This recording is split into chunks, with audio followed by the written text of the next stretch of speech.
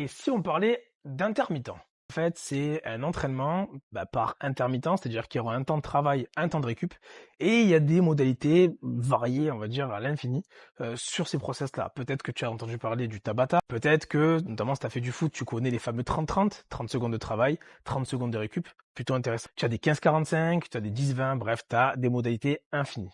Le travail intermittent va te permettre de gagner un peu en performance, que ce soit en cardiovasculaire, donc en endurance, mais ça peut être le cas aussi en endurance de force. On le voit avec le Tabata aujourd'hui, on le voit beaucoup dans le CrossFit. On va travailler avec des exercices de musculation, pas forcément courir.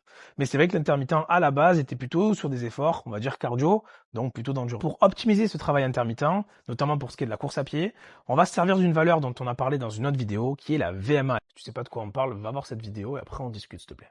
La dernière fois, on a parlé de VMA ascensionnelle, donc en pente. Je t'ai dit qu'il existait la VMA continue, plutôt à plat, qui est très connue, et après il y a la VMA intermittente. Justement, c'est elle qui nous intéresse.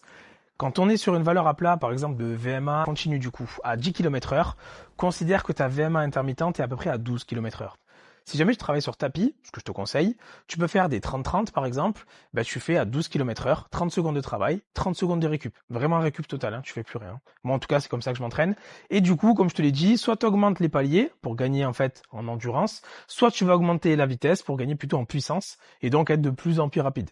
Allez, dis-moi comment tu t'entraînes en intermittent.